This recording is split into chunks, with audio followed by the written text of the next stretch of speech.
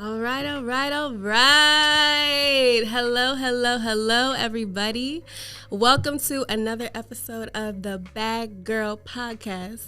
And we say bag because we talk about securing the bag, okay? So today we are going to talk about money, mindset, manifestation with a very, very special guest. Okay, Mr. Levante in the building. He's going to talk to us about credit.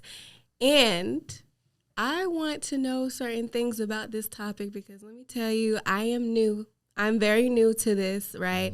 I'm a novice when it comes to credit. I hear about it all the time in the business world. We're supposed to be using other people's money. And I know you specifically specialize in consumer laws and all these things. So you're going to have to break it down like I'm new, okay? I got you. Okay, so tell the people about you and everything. All right, cool. So for those of you that are hearing my voice for the first time or you're seeing me for the first time, my name is Durain De Levante. I'm a consumer law expert. I teach people how to repair, rebuild, restore their own credit using consumer laws. I also teach credit repair business owners how to scale their credit repair business to make an extra 6 figures in their business using 4 key principles: lead generation, lead conversion, client ascension, and continuity.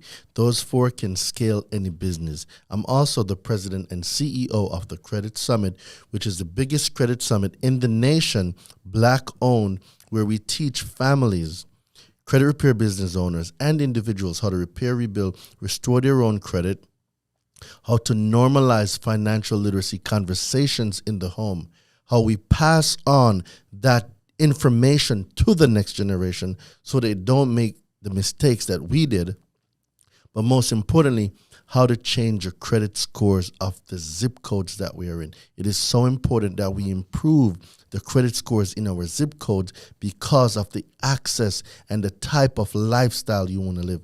So if you notice that our communities that have the 500 credit score zip codes, you see a few things on every block. You see a payday loan, a check cash in place, fast food restaurants everywhere, right? And these subprime lenders. So, well, why are they there? Because they know that people with bad credit normally pay double interest rates or pay twice or even 3 times the same amount versus our counterparts that have good and great credit. Because if you go to an 800 or a 750 community or a zip code, you're not going to find check cash in places there. You're not going to find fast food restaurants there. You're not going to find these payday loans there. They're not there. Mm-hmm. So we need to get these people out of our communities, and it's the reason why I created the Credit Summit. So we need to change the information. Hosea 4:6 says, "My people are destroyed because of a lack of information." Mm-hmm. Well, if that is true, the opposite is also true. If my people become empowered with information, they will not be destroyed. Mm-hmm. So that's the whole driving force behind all of this. I love it. So let's start at the top, right? Mm-hmm. So we hear a lot about credit. You know, I'm 24 years old and no one really taught me about credit and like how to use credit and why it's important and stuff like that. We just say, you know, get a credit card, you go to school, you go to college, and people just hand you credit cards and loans and all kinds of things. But then you get into it and then you look and you're like, oh, this is how this stuff works. Like, there's a lot going on. But it's planned. Yeah. I want you to look at it this way. Bad credit makes the most money. It sounds crazy, but it does. Good credit doesn't make a lot of money for the system. Bad credit does. Why? Because when you have bad credit, they charge higher interest rates. That's number 1. Number 2, when a person gets denied, they go pull their credit an average 3 to 6 more times. Every time it's pulled, somebody got to pay for it, right? The third thing is, when there's a finance charge involved, 15 U.S.C. 1605, the definition of a finance charge, there's an insurance policy built in to the finance charge where if the obligor defaults, the creditor gets full payment. So they get paid from an insurance that's built into it. So whether you default or not, they're still getting paid. And all those payments that were made, they still got it. Plus, if they took the down payment. Then it gets sold to collection. Then it gets charged off and they get a tax break. Bad credit is one of the biggest businesses in America. So by if we control the education of a population, if we control how a population think, we can control what they do, right? Rothschild, if I control the world's finances, I care not what its leaders do. So if we miseducate the population, we control the population, right? We tell them go to school and get a job, but then we're not realizing that school really is the biggest scam, because where else do you go and pay $200,000, $100,000 for a degree, right? A piece of paper. And this isn't me coming after nobody with no degrees, right? I got a high school diploma. I'm good. I'm a dropout, right? Right? I got a high school diploma. I'm good. But you go pay $100,000 for a degree that you're only making $40,000 a year. Make it make sense. Right? And then not only that, even if you go bankrupt, you cannot file or put the student loans in bankruptcy. Isn't that concerning? It's really concerning. So now it's like they tell us to go to school and get a job. Okay, go to school and get a job, but no one is still teaching about the most important thing, finances and credit. And how to make that money move. Right? So now you go to college. You've never had credit cards. You just got introduced to credit cards. Oh, I can just swipe this and I don't have to think about it. But then you never paid it. And then 3 years, 4 years later, you come out, you have collections. You got charge-offs. You got late payments. So now you are already behind the 8 ball. Now you just got pushed back some more, because if you know nothing about credit, it's going to take you a while to figure it out. And this is why the Credit Summit is so important, because we have to change this type of narrative where our kids are leaving high school, going to college, and don't know anything about credit. Like, it starts in the home, and we cannot leave it up to somebody else to come and save us when we have the people and the resources to save ourselves. I know a lot of people who've had like horror stories with credit, and not even just because they were spending it bad. Sometimes it was even their parents that would literally utilize their credit before the child even knew anything about it, and would ruin their credit before they even had a chance to fix it. But we hear a lot of the horror stories and the negative sides of credit and debt, and how that's like a bad thing, right? Like debt is bad and stuff like that. But what are the actual benefits and power of other people's money, and how can we use credit to leverage that in business? Okay, cool. So that's a great question. But before we get to that one, let's go back to the real factor of what's happening in the homes, which you just brought up, with moms and dads using their kids' information to get Verizon accounts or cell phone bills or wireless services or electricity. Like, these things happen. They do happen. A lot. Right? And it happens because they were not educated on how to use credit. And it also happens because not only weren't they educated, they don't know that if there's items on their credit, they can also delete these items. A lot of people think that if they send out a dispute and it comes back verified, oh, that's the end of it and there's nothing I can do about it, because of a term that is only known, or it's known by a few, right? It's called double speaking. Where you are able to say something but you mean something else. Rich people know about it. Government know about it. So, like, for example, the word credit bureau. When you hear that, what do you think? Something official. Official, right? Yeah. A government agency. Yeah. But these companies that everybody call credit bureaus, they are not credit bureaus. Like Experian and they are not. TransUnion? Credit bureaus do not exist. It's not something that exists. What do you mean? You want to bet? No. What do you mean it doesn't exist? It doesn't exist. So Congress, in the definition, 15 U.S.C. 1681A, consumer reporting agencies. A credit bureau does not exist. It is not defined in law. There is no such thing as a credit bureau. What happened was some smart person did the research and found out the power of words. And what they did was they associated themselves with a particular word that people know mean a particular thing. So subconscious marketing is marketing of the psycho. It's It's marketing of the mind. I am going to penetrate your psyche through words. In the beginning was the Word was with God, the Word became flesh. As a man thinketh in his heart, so is he. Words are extremely powerful. So if we master words and we use words to confuse the population for them to think that we are something that we are not, it now gives us an innate power. So you're saying they're not backed by the government? No, I can prove it. Really? I'm willing to put up $1,000 right now. That's so weird. This whole time I was thinking it's like... You want me to blow your mind? Yeah. Would you like me to stroke your mind right now? Yeah. All right, let's get it. So take your phone out. All right, I want you to go to 15 USC 1681. 15, hold on a second. 15 USC. 1681. It's going to bring you to congressional findings. Okay.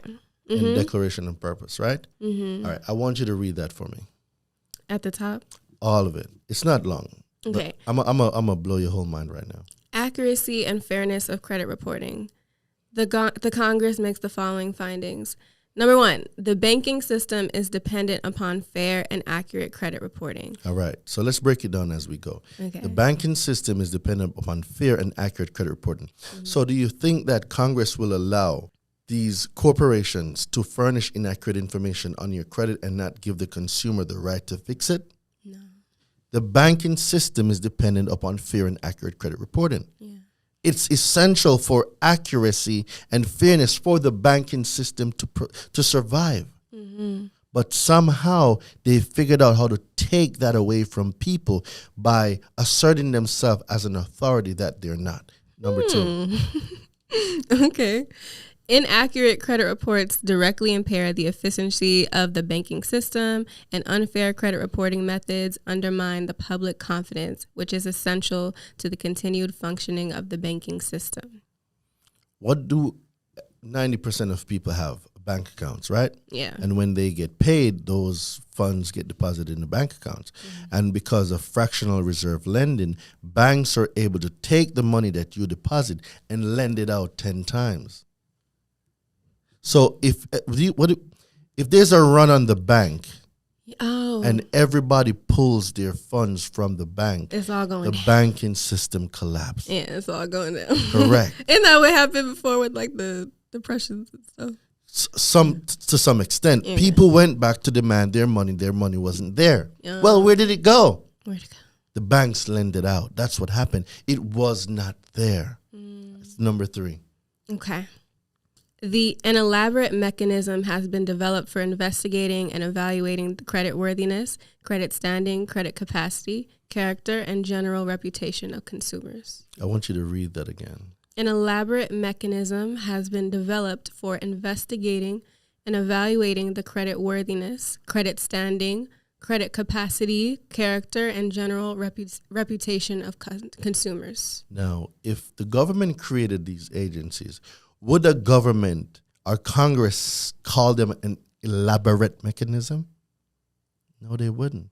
No, that doesn't. So an elaborate mechanism has been created. They created themselves. Okay. But I want you to read the next one, which is just going to blow your whole mind now. Okay. Consumer reporting agencies have assumed a vital... Assumed. Now it's coming. Okay, keep it going. I see the light bulb now. Have assumed a vital role in assembling and evaluating consumer credit and other information on consumers. Assumed? What does that mean? It means that this title, this role that they have was not given or assigned to them. They assumed a role. And with this role, they now have control over the way information gets reported on consumer. TransUnion, Equifax, Experian, Innovis, SageStream. You said they get to assume something. But this is the game. Okay. So when you see and when you wake up from the matrix, you now realize that, number 1, they're not government entities.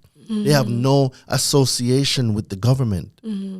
They are not, credit bureaus don't exist. Where do they come from? It's a made-up word. Consumer reporting agencies exist because of what they do, which Congress just tells us. But a credit bureau does not exist.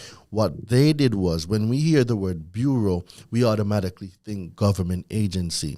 So they use the word credit, which they do, which is they accumulate your information, they assemble the information, and they furnish it to what?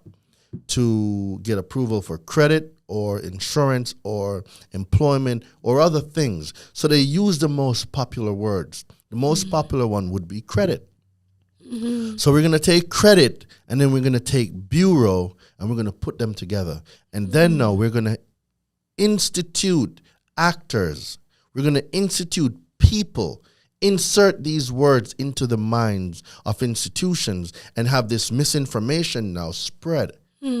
So now the misinformation has spread about them being a credit bureau, so everybody and their mama and grandmama believe they're credit bureaus because that's what grandma said. Grandma said the credit bureaus did this. Mama said the credit bureaus did this. So now we started passing down misinformation. So now not only one, but 2 and 3 generations now have been brainwashed to believe an entity exists that does not exist. According to the government.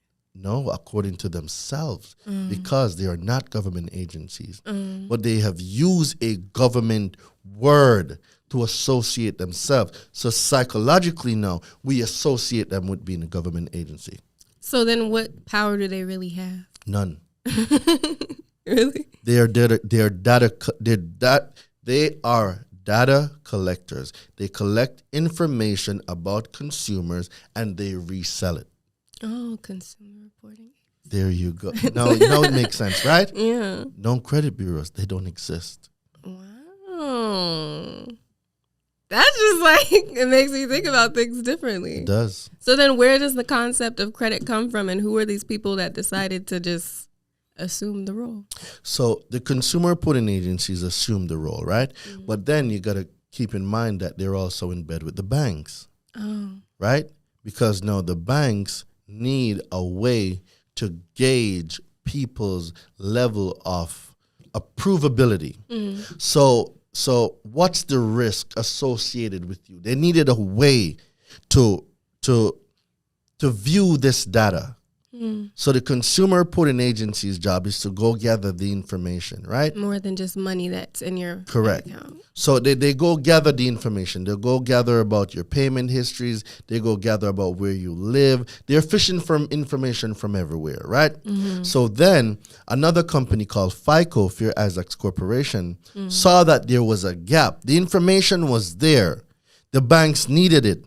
But how do we quantify that information into a scale that makes it so easy that we now become the dominant role in this industry? Which is your credit score. Which is your credit score. So FICO now created an algorithm or a risk score model algorithm that takes the information from your consumer report, puts it in the algorithm, and on a scale of 300 to 850, which is 550 points, they came up with the credit scoring model that has 5 basic parts: payment history, utilization, age of credit, new credit, and mixture of credit. 5 categories. Those 5 categories on a scale of 300 to 850 gives you 550 points, with 300 being the absolute worst. Like, you cannot lend to these people, they won't pay you back. 850, they'll pay you back. They'll borrow more loans. They'll do more stuff. So now they quantify that information into numbers, and banks now can use those numbers to assess whether to extend credit to you or not. Right. So the banks and FICO are in kind of like a collaboration. They're all in bed together because they all now make money. So FICO made the algorithm. The algorithm gets licensed now to Experian, TransUnion, Equifax, and all the consumer reporting agencies to produce the score. Depending on what model of FICO is being used, the bank now says, hey, okay, we're using this model. This model gives us the score. Based on what we're looking for, we can use the score to extend credit to you. But there are categories now where interest rates are concerned, right? Because if you're 740 and above, you're like 5% or lower. If you're like 680 to like 720 or something like that, well, we'll give you like between 6 to 8%. Okay. But the lower you go on the credit score chart, the higher the interest rate So goes. do most people have bad credit or average credit in general? Well, every 9 out of 10 people have some inaccurate information on their credit, right? Okay. So think of it this way. There's 334 million people in America. About 65%, which is about 195 million or something like that, live paycheck to paycheck. So if you live paycheck to paycheck, what else do we know is true about people that live paycheck to paycheck? I know because it happened to me. I lived paycheck to paycheck for many years. I would have late payments because I'm robbing Peter to pay Paul. I'm not paying some accounts, so they went into collection. I got charged off. So you see how it fosters a cycle? Because if you're living paycheck to paycheck, you're not making enough. So if an emergency or something you didn't plan for ever came up, some bills aren't being paid. Yeah. I heard they say most people in America can't afford a $400 random charge. Yeah. That's crazy. It is crazy. But it goes back to the system that we were led to believe. Go to school, get a job, work for 40 years, retire in 40% of your income. It's the biggest garbage ever preached. Yeah. But everybody believes it and believe that working hard is the way to success. You will never get rich working hard. It's not going to happen. You got to do that smart work. You got to be smart. Yeah. And smart don't mean you being the smartest person in the room. It means you solving other people's problem and hiring people smarter than you to fix those problems. Leverage other people's education. Yes. And I saw one of your older interviews, and you were talking about the idea from going like 1-to-1 versus 1-to-many, and being able to use that in that kind of way. Yeah, so that's a great analogy as well. So when we talk about business models, let's talk about scalability. Yeah. The more you scale, the more money you'll make. Like if you offer a service, you can only do so much. There's only so much time in a day. So if you're doing one-on-one consultations for an hour, you are very limited to the amount of people you can consult with per day. Yeah. But if you change the business model to a coaching program, you can do that same 1 hour.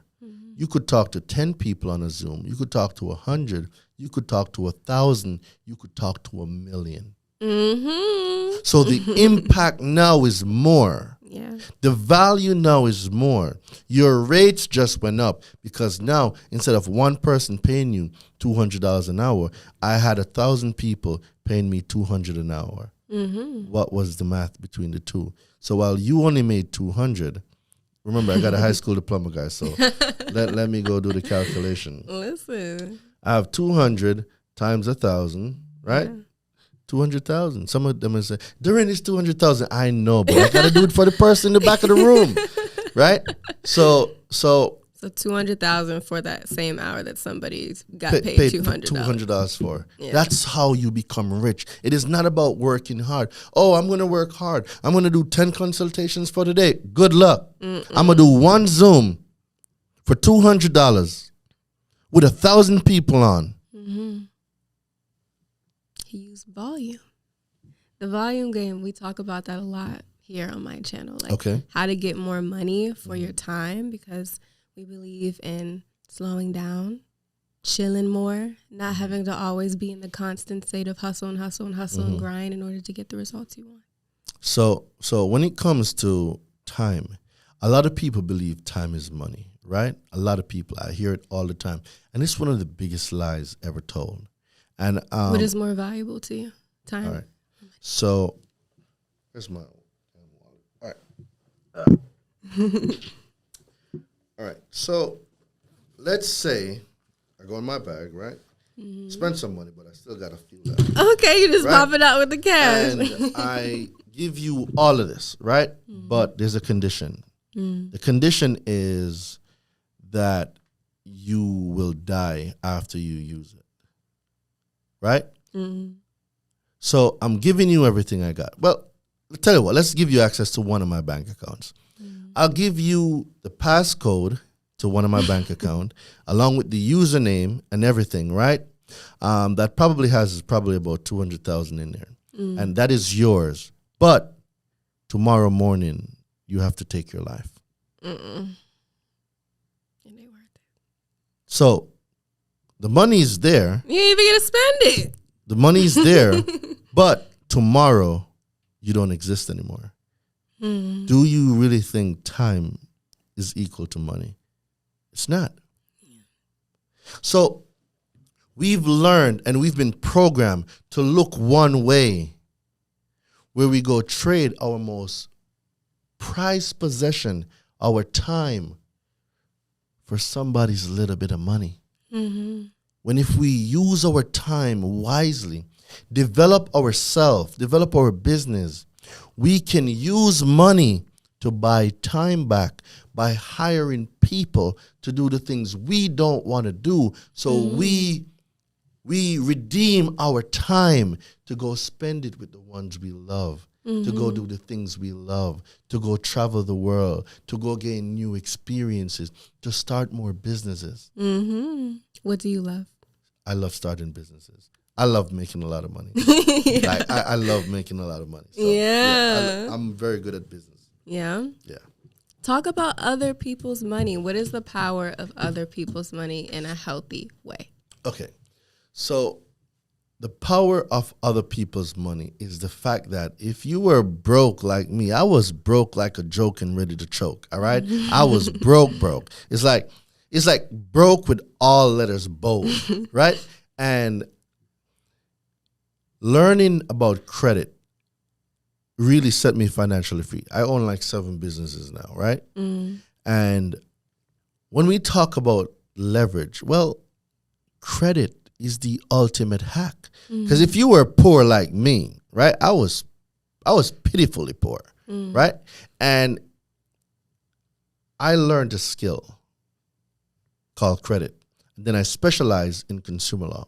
And I was able to use that, leverage credit, other people's money, because it wasn't mine, because I had none, to create assets that cash flows. So as these cash flowing assets increases, my wealth increases, the amount of money that I got increases. But guess what? I can still go borrow from the banks, which is other people's money, because we spoke about fractional reserve lending, right? How we can borrow other people's money, use it to create wealth, give the money back, and still retain the asset. Double and flip it. That's the whole game. Yeah. That's the game. Yeah. But people want to go access funds, but then they buy liabilities. Yeah. Well, who do you think is going to pay for that? You are. Yeah. So it's like people want things, but they're doing it incorrectly. So they will go get a whole, like, all right, I just got a check for like $56,000, right? Okay. And that check, what would you do with $56,000? It was like 2 or 3 weeks ago. What would you do with it? Figure out a way to make a move. Define a move. What does a move mean? Put it in some form of a business. Okay, great. So what do you think the average person would do with $56,000 right now? It just came in the mail. Spend it. What would they do with $56,000? It's like the lottery. They win the lottery, they start spending it all. You know what I did? What? I bought an automatic car wash. Really? 2 units, correct. Wow. Yeah. So now $56,000 will make me millions of dollars. I think that's really important though, because one thing I notice with like the credit people and the people that are like, you can build credit, one thing I don't hear them talk about enough is like what do you do when you get the credit? What do you do when you actually fix your credit and get that all in order? But there's a lot of people in the credit game right now. They make money and they spend it. Some of them don't have businesses. Some of them don't have other streams of income. Some of them are living their best life, buying Lamborghinis and all of this stuff. There's nothing wrong with that. I would want me a Lamborghini, not the car. I want a Urus because that thing's too small. I'm a big dude. I don't like small cars. I don't. That's the Lambo truck, right? Yeah, I want me a Urus, a red and black one. That's me right there. Okay, red and black. That's me right there all day, right? So I'm not saying that I'm not gonna have nice things, but for me to have a Urus, I need to create something that's gonna pay for it. I refuse to pay for it. I'm not. I'm not paying for it. So I'm gonna take this $56,000. Right? I'm going to go buy me some car wash. I'm going to use the cash flow to go buy my Lambo. I'm not paying for it. I refuse to pay for things. So everything that you're putting money into or paying for liability. Whatever liability I want. And then you could rent out that Lambo if you wanted to and make money on it as well. Correct. Yeah. Yeah. So it's like the difference of what makes a person rich is just the way we think about things. That is why for a person to become wealthy, the first thing that needs to get fixed is your mindset. Yes. The way you think about money, the way you think about wealth, the way you think will affect all your future earnings. All right, Grant Cardone. They stripped him of his name. They stripped him of his title. He couldn't use any of his contacts. The Discovery Channel dropped him somewhere in the back of the woods, right? With no money and a truck. I don't even know if he had gas. I don't think he had gas, right? And in 90 days, built a $5 million business. Mindset. It is not money that makes a person rich or wealthy. It is what is here. And I can tell a lot by coming to your house. See, if I come into your house and I see big screen TVs anywhere and no library, I already know you're broke and poor. What if it's on their phone? What? Their books. What books? Books and stuff on their phone. Which rich people you see have books on their phones? Yeah, they have audiobooks. But every rich person know you need a library. Yeah. That's a given. The information you consume, you're consuming somebody's life. When you consume a book, you consume a person's life. Their experience is what they did and the roadmap to their success. So the more you consume and the more you execute, the more you will potentially get to your destination faster, right?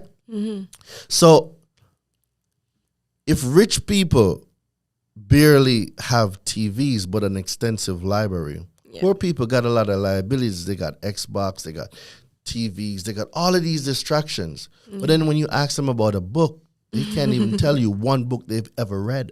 The average CEO reads about 54 books per year. Average CEO. So what does the exceptional CEO does? Double the amount. Right? So we consume twice as more. And I'm telling you this from personal experience. When I got deployed in Kuwait in 2020, I read 140 books that year. How? I was consuming 8 to 12 books per month. Okay. I was reading a book a day. Wow. I was consuming information. I had to restructure my mind. Because your mind is your greatest asset. 100%. As a man thinketh in his heart, so is he.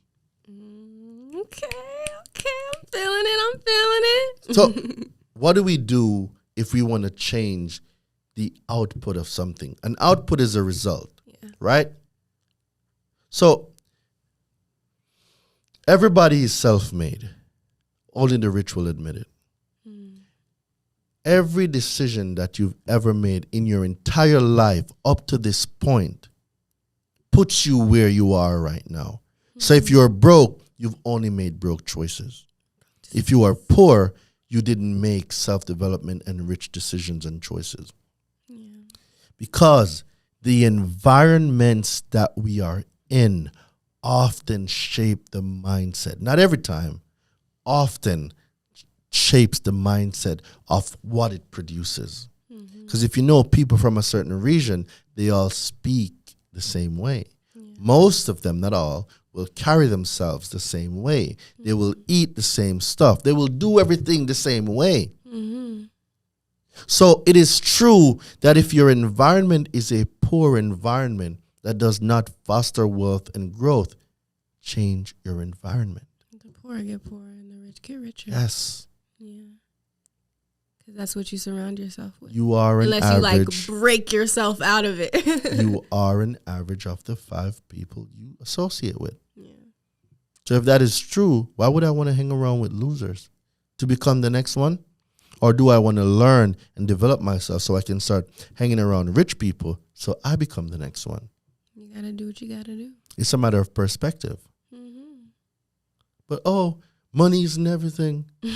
Really? So remind me why you go to work for 8 hours a day, 40 hours a week, for 40 years. Please, if money is so evil, please remind me how you prostitute your time. Ooh. For 8 hours a day, 40 hours a week, for 40 years, if money isn't everything. Please. I don't know who you're trying to lie to. It ain't me, though. They got it. I think it's a coping mechanism because they don't want to actually face the fact that working hard is bullshit. Yeah. It is. You don't work hard. The hardest working people don't make the most money. All right, let's look at it. Let's use a hotel, for example, right? The hardest workers in the hotel is the cleaning staff, right? They make all the beds, people party, people throw up, people have stuff everywhere, right? Dirty towels. They are the hardest workers in that building, but they probably make the least amount of money.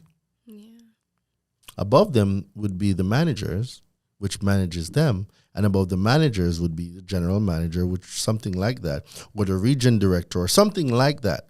But as you know, as you go to the top, the less work that person has to do. The person at the extreme top is the smart person that put all of this together and then put people in places to make this thing work. So it's almost like management and kind of directing and stuff like that. Correct. Makes the most money. The highest level of intelligence or the highest level of learning or let's use that, imagination. If you can imagine something, imagination gives people the ability to take a trip to the future, see what could be, come back to the present, and build a road to that future. And we all have this thing called imagination, but what are the average people using their imagination for? Thinking is the hardest thing most people will never do. Yeah, because they're so busy surviving. And distracted. Yeah. Or like trying to numb themselves from reality. Escapism. But to speak to that person, though, who's like literally in it, like they're broke, their credit is bad, they're like in a place where they're like, I don't know what to do. Where does that person start to start getting their life in exactly where they want it to go? Buy a book. First thing. Yeah. And if I was to give anybody any advice, if I was to give myself advice, is, dude, start sooner. Buy a book. Yeah. Rich Dad, Poor Dad. Buy a book. Think and Grow Rich. Go to my YouTube channel, Daraine Delevante, Daraine, Delevante. Go to my YouTube channel, and I want you to go in isolation for a week. Why? You have to develop yourself. Be ye renowned through a new mind. It is not the movement of the clock that starts the newness of life. It's the movement in your mind. We must protect our mind. As a man thinketh in his heart, so is he. The things you think about manifest in your life. So if you start manifesting wealth, you're going to have questions about wealth. You're going to seek answers about wealth. Mm-hmm. It starts with credit. Mm-hmm. Go to my YouTube channel. My content, my free content on YouTube is better than people's paid courses. Mm-hmm. Go to YouTube. It is free. YouTube hasn't started charging yet. It is free. Go to my YouTube channel and binge watch the content. Mm-hmm. Start applying the information now in your life. And you're going to see that you're going to learn how to repair, rebuild, restore your own credit. Mm-hmm. After that, then you're going to learn how to do your mama, your auntie, your uncle, your sister, your brother. You start with your family. But guess what? Your family won't make you rich. They probably won't even believe in you. They're going to say, oh, why are you on Durain's channel? Who do you think you are thinking about you're going to fix my credit? They are the naysayers. It's okay. It's a part of the journey. Mm-hmm. You're going to have books. Oh, why are you reading that dumb book? For the same reason you're dumb, because you're poor and I don't want to be poor anymore. That's why I'm reading the book. So thank you very much and get out of my way. Right? Like we got a responsibility. Yeah. Accountability. Mm-hmm. We have to own the fact that we are broke right now and we are poor because of the decisions we have made. Mm-hmm. So if that is true, if I start making rich decisions, I'm going to be rich. Mm-hmm. It starts with education. It starts with self-development. It starts with renewing your mind. You need to lose your mind and gain a new one. Mm-hmm. Because through a new mind, you have new possibilities. You have new beliefs. And just like right now, you just read it. Mm-hmm. So now you know through your own education, nobody can tell you anything that a credit bureau exists because you can prove them wrong. You know for a fact they don't exist. You know for a fact they weren't appointed. You know for a fact they assume a role. Mm-hmm. You know for a fact that your credit report must be accurate. Mm-hmm. Nobody can ever take that information away from you. These are things you now know that is facts. Why? Because you read it yourself. Yes. One little thing though. How does one get started? Like how does one get started with fixing their credit? Okay. So the way a person starts with fixing their credit is realizing that the problem is me. Yeah. So until I take responsibility, nothing's going to happen. So after you've taken responsibility, you want to go over to my YouTube channel, like I said before, and I have videos over there breaking down credit, breaking it down to the level where a third grade can understand it, right? Mm-hmm. I'm breaking down the factors of FICO, the 5 factors of FICO, the payment history utilizations, age of credit, mixture of credit, new credit. I'm proving to people that late payments don't exist. Late payments are illegal. I'm proving to people that you don't have to pay collections, charge-offs, how you can delete a bankruptcy in 4 days. Like I'm giving all the information out. Mm. But if a person is not willing to change their mind, if a person is not willing to say enough is enough, if a person is not willing to say, I am tired of this bad credit and poor life, nothing will happen. So until they make the shift in their mind, nothing else will happen. Okay. So making that decision and it's making the first decision part to get educated. That's what led to my success. Yeah. Making a decision that I refuse to live paycheck to paycheck anymore. We're over. We're done. I'm done with it.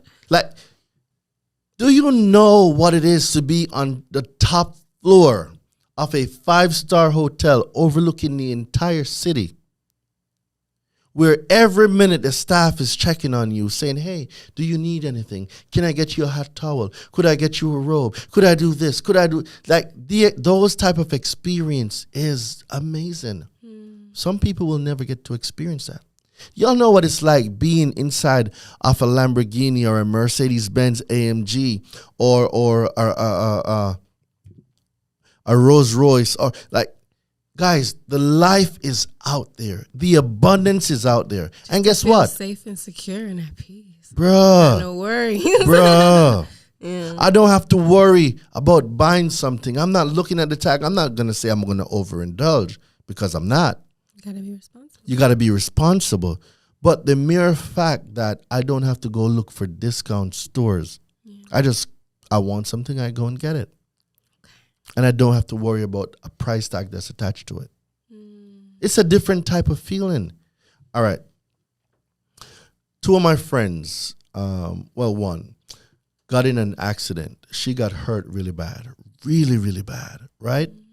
And she won't be working for at least 2 to 3 months. She's out for at least 2 to 3 months. Everybody that's hearing this right now, be in position in the chat. In the chat, drop that in the chat. Be in position. So I called my friend's sister and I said, "Hey, tell me what her monthly bills add up to, right? Because I don't want you worrying about how you're gonna make how your kids are gonna eat, how you're gonna buy supplies for you, how you're gonna do this, how you're gonna do that. What is your total for the month?" And I said, "Don't tell her why you're asking. Just give me the answer." I went to the bank, I drew a few thousands, and I brought it there. They didn't even know that I'm bringing it. And I said, "I want you not to focus on paying your bills for the first 30 days of your recovery. Focus on recovering." Right? Focus on recovering. When the next month hits, we'll figure that part out. But at least this first month, I don't want you to focus on paying bills because that's going to take away from your recovery. Right? I was able to say, "Mom, I'm not going to send you any money anymore. What I'm going to do is I'm going to start a business that you can use to buy whatever you wanted to do." That's it right there. Right? That's it. I told my mom, "I'm not sending you any more money. Yeah. Give me a business. I'll fund the business. I'll start the business. Yes. I'll buy what needs to get by. So you have cash flow to buy whatever you want." And that's entrepreneurial maturity. I see so many entrepreneurs, especially men. They like make a lot of money and then all of a sudden they're like constantly paying their family stuff. No, I'm not. That. I'm not the one. Yeah. I am not the one. I'm not the one. Put them in the position to succeed. That's it. That is me. That's how I think. Yeah. So my brother was asking me for money. I'm like, "No, I'm not giving it to you. What I'm going to tell you is this. I'm going to start this business. You operate it. Mom owns the business. You get paid. She gets paid." I just solved 2 problems. And you're training them how to think and how to operate and how to actually work for themselves and to be for themselves as well. So they're not just dependent solely on you. Correct. It's important. So it's important. And I said this on Rich and Unemployed, and people thought I was crazy. That, like, say we're together, right? And you want, let's say, a Birkin bag, right? We know those prices are like, what, 25, 30 grand, if I'm not mistaken. I don't think it makes sense for me to just give you 30,000. Let's use that 30,000 to create something that you can buy not only 1 Birkin, but 10 Birkins. But people get at me, "Oh, all she wanted was a Gucci bag," because of your limited mindset. How about we use those funds to create a stream of income that can buy 10 more Gucci bags? 25. So guess what? You never have to ask me for another Gucci bag ever again. I don't like when you ask me for stuff. Let's find a solution to whatever you want to ask me for, right? Let's find that solution. I'm not saying if we're together, I'm not going to buy you stuff. I will. Yeah, because the holidays. But if I know there's things you're going to want, well, I'm going to create streams of income to pay for those. Less things I got to deal with. You do whatever you want to do. Like that makes sense to me. It might not make sense to everybody else, but that's not my problem. That's y'all's problem. Did you always have that mindset as an entrepreneur, or did you have to learn that? Nope. I had to make this person that's talking to you. I had to make this person. I started making this person in 2019. That's why I read 140 books. I needed a new mind. I needed to lose the 40-40-40 mind. 40 hours a week for 40 years on 40% of your income. I needed to kill that person. YouTube, this is figuratively speaking. Don't take what I'm saying and say Narain is putting up hate crime. I'm not. I'm talking about a story. All right? That character had to die for a new person to be born. And this new person looks at the world with a different vision. I look through a different lens. I see things other people don't see. And that has led to my success. What is next in your vision? A lot. I'm creating an AI tech company. I'm building out a few softwares. My food truck is up and running. I need a few more. I need 10 more. Where? In Atlanta. Oh, okay. Right? About to start an event because I went to an event. It's like a day party, and I was expecting something else when I went there, and I got disappointed. When I'm disappointed, I create what I got disappointed about. So I solve my own problem, and it solves other people's problems. So I'm about to venture in something new, where I'm bringing my culture, West Indian food, to Atlanta on a brunch type of vibe, where people are able to come experience different food trucks, different things, and have an amazing time. Okay. So yeah, I went to one, I got disappointed, so I'm going to create one. Why was it disappointing? Because food service there was trash. Like the actual service and like customer service and stuff like that? Everything about the food was trash. Everything about the food was trash. So I when I get disappointed, I get creative. And I'm going to make my own. Doing real estate. Real estate's going to happen this year. Do you know how to chef it up? I do. Oh, okay. That's what's up. Car washes. I'm going to buy a lot more automatic car wash. Yeah. It's going to make a lot of money. A lot. What is a lot? Okay. So I'm putting the car wash in Jamaica, right? Yeah. There's very few automatic car washes in Jamaica. So this is called first mover's advantage. Being there first and monopolizing the industry. One unit is projected to make 14 million Jamaican per year. 2 units are going to make 28 million. So if I have 100 units, it's a lot of money.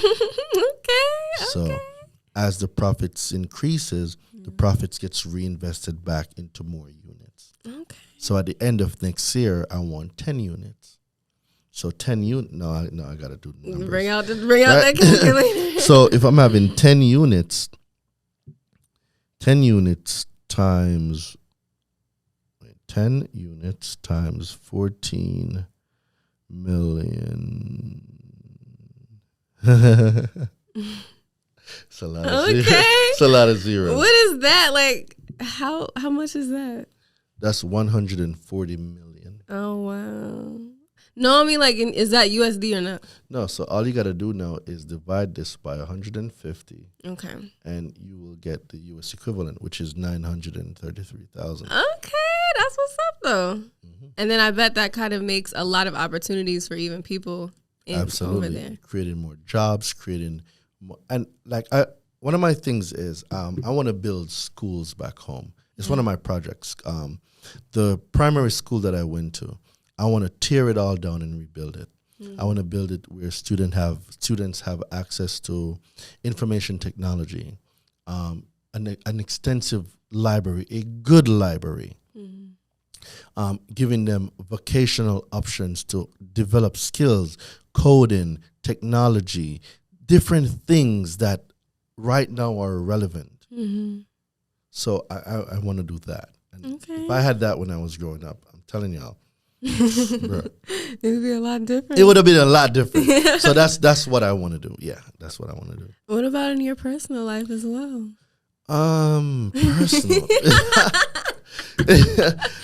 So I really love what I do. I want a few kids. I would like to have 6. 6, yeah. I got 1 now, so I need 5 more.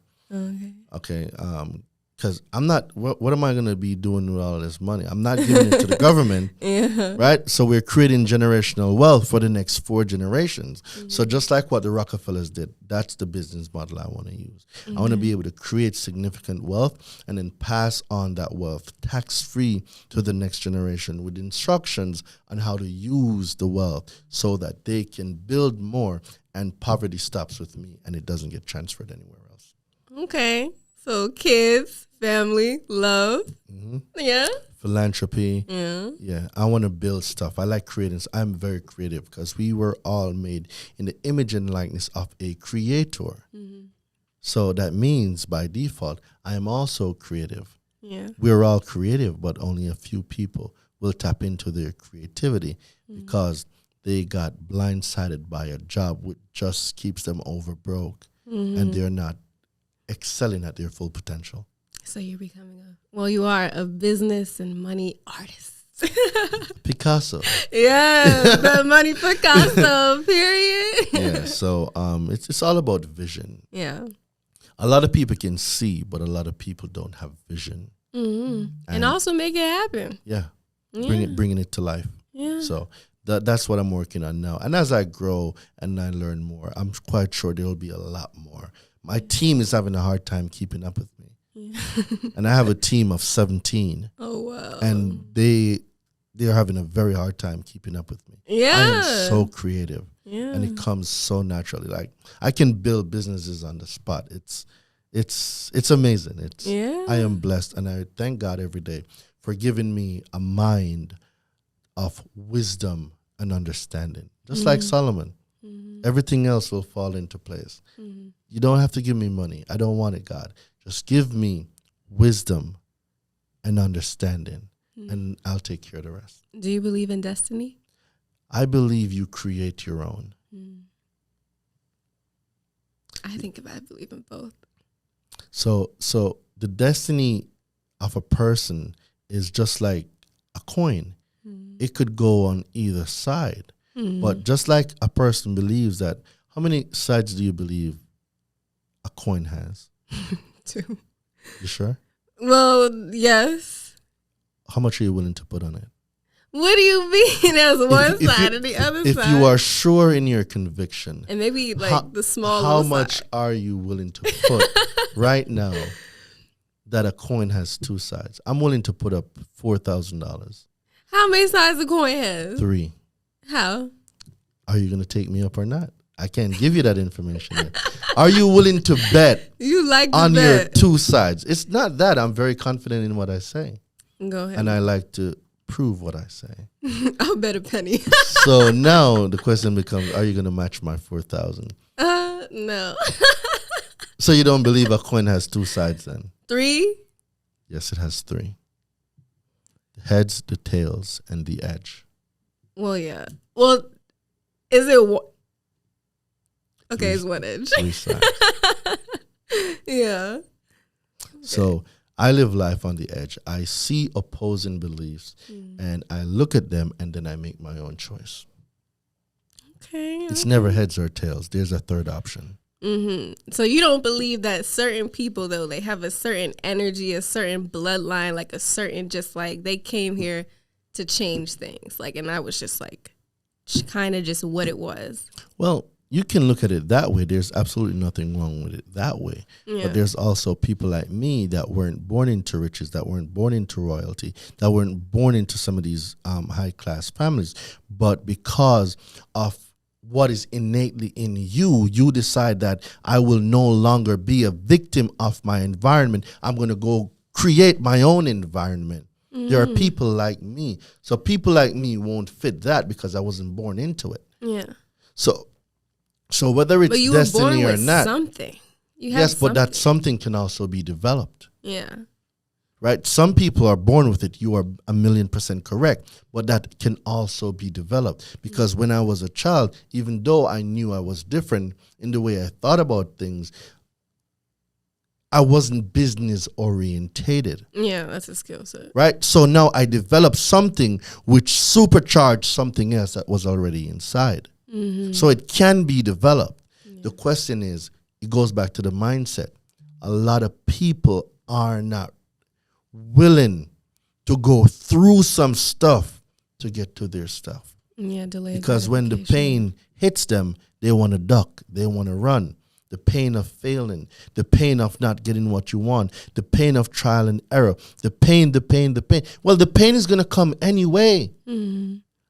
The pain of being broke. Yeah. I'd rather deal with the pain of being rich. Mm-hmm. I'd rather cry in a Lamborghini or a Rolls Royce than to be smiling in a Toyota Prius. These are my facts. You gonna cry. We gonna smile in the Lambo too. Okay. Like, yeah. I don't. Yeah. I've been broke. Mm-hmm. I've lived paycheck to paycheck. I've walked in the rain to work. I've walked in 5 feet of snow to work. And I would be willing to bet even like from like American broke and even looking at like different places and stuff like that. They don't know broke here. It's a different kind of level. It's a different type of broke. Yeah. The thing with people in America is they're in the picture too much, so they can't see the frame. Yeah. They cannot see the frame because they're in the picture. They don't know how good they have it here. Yeah. And until you leave this damn place and go to other countries and really see and experience poverty, you don't know what it's like. But guess what? I have been there, so I know what I know. And when I am grinding, don't tell me to slow the fuck down because I'm not. I've been poor. I know what it's like. I refuse to go back there. Have I changed? Absolutely yes. I ain't worked this hard to be broke again. Y'all must be out of your damn minds.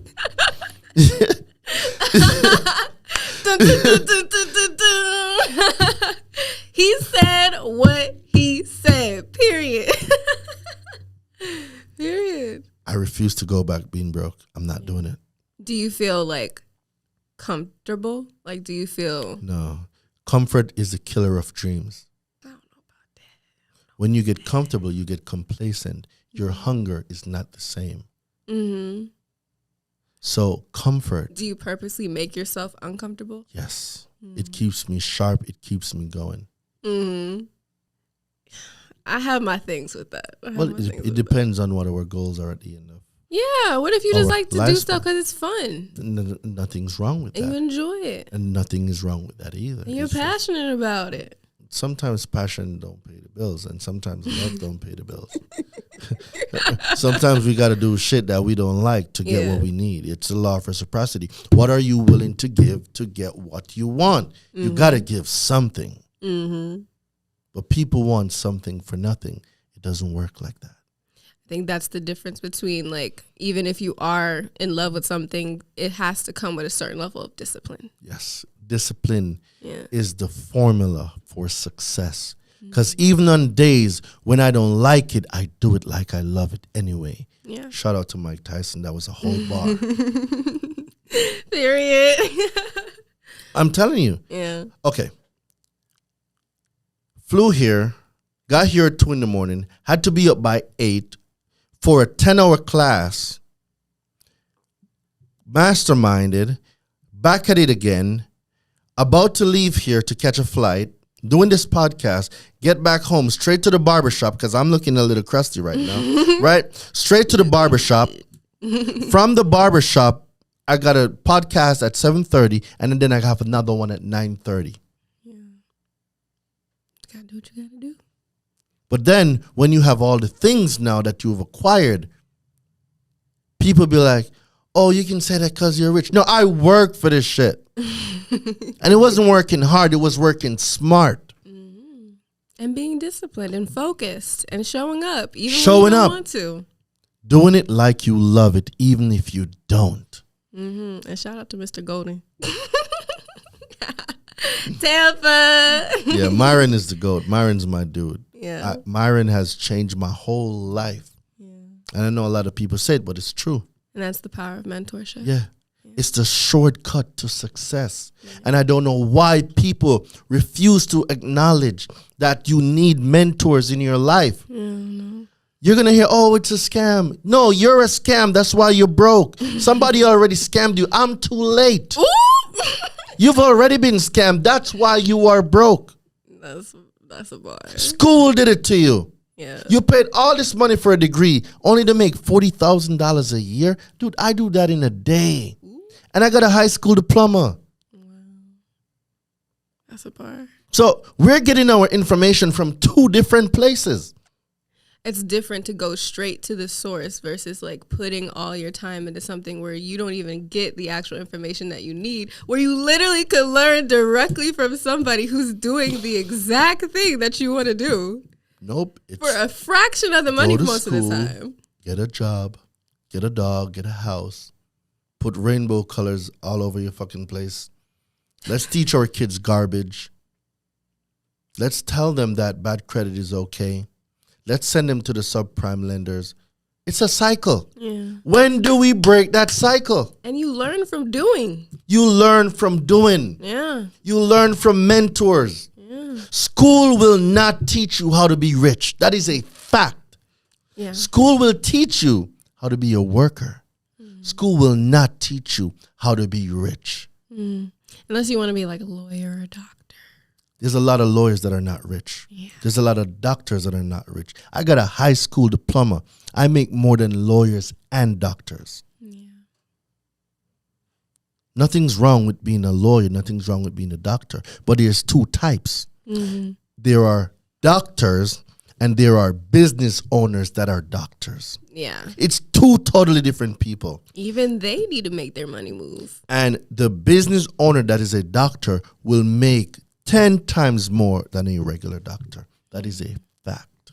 Learning the skill set of really making money, no matter what job you're in, no matter where you are, you need to learn how to make money. Absolutely. You need to control your income. And if we learned anything from COVID, y'all need to understand and comprehend one stream of income is not enough. At a minimum, you need 10 streams. 10. When does a person decide, like, okay, how much money do you make before you make another stream? With me, all right, so if there's more than 100,000 in any of my bank accounts, I get nervous. I don't like it. What? I don't. It needs to be spent. Really? Yes. It needs to be spent by either starting a new business or getting an asset that can produce cash flow. The banks are lending my money out at 15, 18, 26%. They're paying me 0.05% to have my... Who's being scammed here? You're taking my stuff, lending it out. You're making 50 times more than what you are paying me. Yeah. Obviously, I'm on the short end of the stick. So what does the banks do? Well, Doreen, if you want to know, we invest in things and people that we can get a return on. Thank you very much. It means I need to do the same with my money. Money is not even really money. You really should It's put a money tool. into an asset. You need assets. Yeah. They print it. Don't save money. That's dumb. Yeah. That's dumb as a box of rocks. Yeah. You can't save what they're printing. And I'm telling you this, they print significantly more than you can save. So why not use this currency? Why not use this quote unquote money to go buy assets to increase your net worth? Yeah. To produce cash flow. Yeah. Because the greatest expense you will ever pay life, well, there's two. The second one is taxes. Yeah. You know what the first one is? Sip that water. Get hydrated. The greatest expense you will ever pay, it's called the ignorance tax that you pay life. See, I thought it was impossible to make $1 million. Shit, I even thought it was unheard of to make 100,000. Then I learned to do it in a day. And let's just say for easy numbers, what does the average person make? Maybe like 40, 60,000. Let's use 50, right? We'll say they make 50,000. And do you think the average person will ever accumulate $1 million in your life? No. So there's people like myself that teaches you how to leverage credit, that teaches you how to start your own credit repair business, that teaches you how to repair, rebuild, restore anything on your credit, that teaches you business principles and how to scale businesses. And we did over $1 million last year, right? And we're on track to probably do 3 or 4 this year. Period. Right? And this isn't to brag to anybody, because I really don't care what you think. I don't care what you think. Money. And if you're uncomfortable about my light, I ain't going to dim my light for your darkness. So we're going to be clear on that. Get inspired. Don't be triggered. You need to be inspired by what I'm about to tell you. Mm-hmm. The average person makes, let's say, $50,000, right? Yeah. They paid Life last year $950,000 for not knowing how to make $1 million. But that was last year. What about the year before that? The year before that? And the year before that? This is what you are paying Life.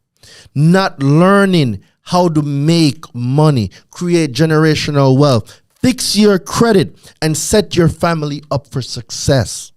Yeah. And I feel like we have this beautiful life, and we're gifted this life, and we somehow got here out of, like, we could have been anything. We might as well make this life as amazing and crazy as it possibly could be. Not everybody. It's a gift. Many are called and few are chosen. Yeah. Not everybody wants to wake up from the matrix.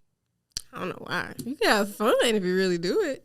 Not everybody wants to wake up. I think there's freedom. Freedom really is the most valuable thing for me. But freedom means something else for you than it does for the other person. Freedom doesn't mean the same for everybody. What do you mean by that? Different people have different definition of what freedom means to them. The same way different people have different definitions of what wealth means to them. Mm-hmm.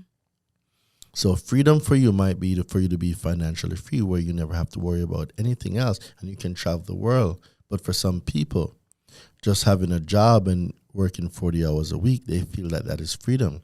Getting a degree to hang on the wall and boast about, oh, I have a degree, that's their accomplishment. People have different goals, and I've learned this. Not everybody wants what I want, and I want massive success, and I thought everybody would want it, but I hate to be the bearer of bad news. Some people aim too low and hit than to aim so high that if they miss the moon, they land among the stars. Mm-hmm. People just don't think big enough.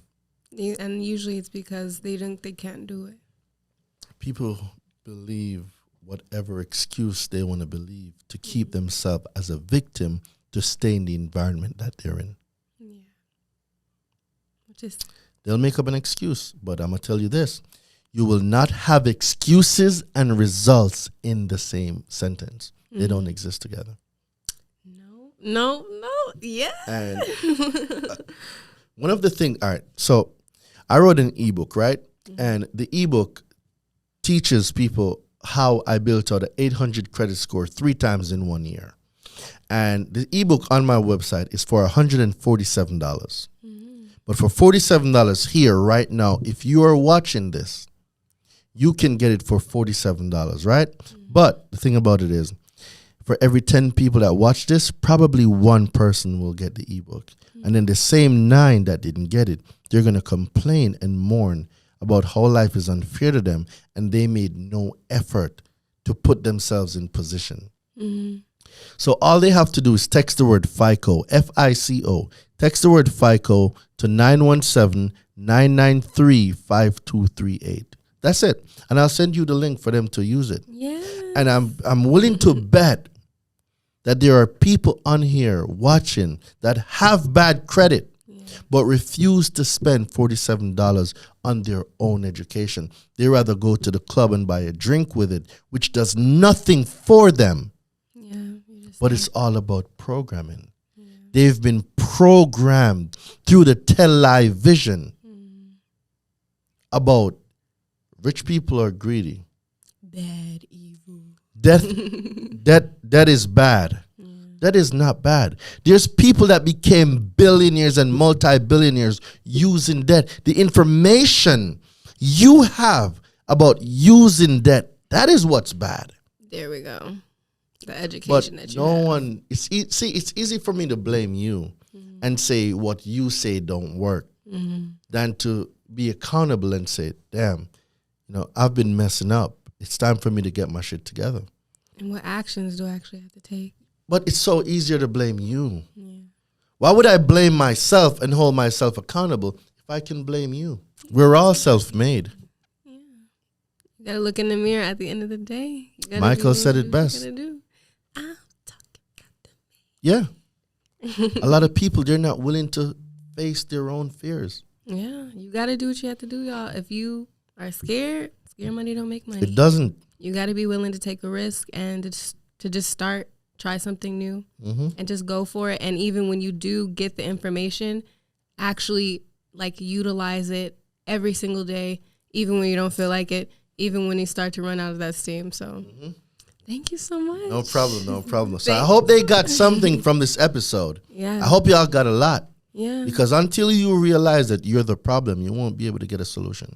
Yes. If you are the problem, you're also the solution. You are the solution. Okay, period. Come on, high five. Thank you so much for coming You're and very supporting and for being here. I feel like this definitely set up a lot of light bulbs in people's minds. You definitely did for me. Well, I'm very a lot happy. of reminders and stuff I'm like very that. happy I feel like I'm about to go home and be like, let's get to work even more. I'm very happy. Yeah, but tell them where to find you and everything. So, for you guys, depending on when this air, if it's possible and we can air this before the 29th, that would be dope. Yeah. Because they can come and find me at the Credit Summit. It's going to be in Atlanta, Georgia, September 29th, 30, and October 1st. Like I said in the beginning, we are teaching consumers. We are teaching people. We are teaching credit repair business owners. We're teaching families how to change their credit score from these 500s and 600 to 7 and 8. We are teaching you how to delete negative items from your credit. The cool thing about the summit is when they come there, they're getting their reports printed. Some people have never seen their consumer reports. Yeah. It's being printed. You're going to look at it. You're coming there to work. Don't think you're going to come there to get motivated. No. You're coming there to work because I need you educated. So when you leave, the conversation in your homes are different. Why y'all keep dating people with bad credit? You got bad credit. She got bad credit. Y'all can't even get an apartment. That don't make sense. Yeah, and my audience is primarily women, and I feel like a lot of women, we don't even look at our finances. We're just kind of like, oh, whatever, it's just kind of whatever. Yeah, because people are they're being programmed right now. Oh, he needs to have a big ID and all of this stuff. Well, he gonna have a big deal with bad credit, and both of y'all are stuck. Now what? You're both on an air mattress. Oh, congratulations. You got a big... Yeah, now you're both stuck with bad credit. Does he have a good mindset? Congratulations. A big mindset. So what I'm saying is, if you know, and people overlook the power of potential. Yeah. Right? If you're with somebody right now and their credit and their finances is not where they're at, it's cool. Like your current situation does not define your reality. Your current credit situation does not define your financial reality. What does that mean? It means that let's go to work. Yeah. Baby, I'm going to hold it down. I'm going to go learn this credit stuff. So I'm going to get you right. I'm going to get me right. Yeah. We're going to leverage personal credit. We're going to leverage business credit. We're going to create cash flowing streams of incomes. Y'all trying to lead. I'm going to need y'all to be financially literate too, okay? Period. Period. Y'all be focusing on the wrong things, man. Yeah. Y'all are focused on the wrong things. So, back to where you can find me. See, I got side. So, you can find me at the Credit Summit. That's thecreditsummit.com. Go there. Beat me there. Don't meet me there. Wait, it's the other way. Meet me there. Y'all know what I mean. Go to thecreditsummit.com, right? On Instagram, I'm Daraine Delevante, DARAINE. DELEVANTE. Go to Instagram, YouTube, Facebook. I'm everywhere. Daraine Delevante. Once you type that in, it will pull up everything. If you got bad credit right now, All you got to do is text the word FICO, FICO, to 917-993-5238. Get the book. Get the book. Start repairing your own credit. For $47, you can start repairing your own credit. Just go ahead. Yeah. And if you want to talk to me, come to the summit. And there's a lot more, but I need y'all to take the first step.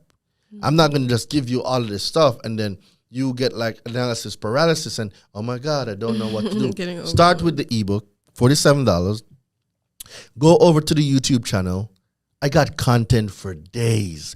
I will keep you up at nights. That is a promise, right? And then you will see how your life starts changing.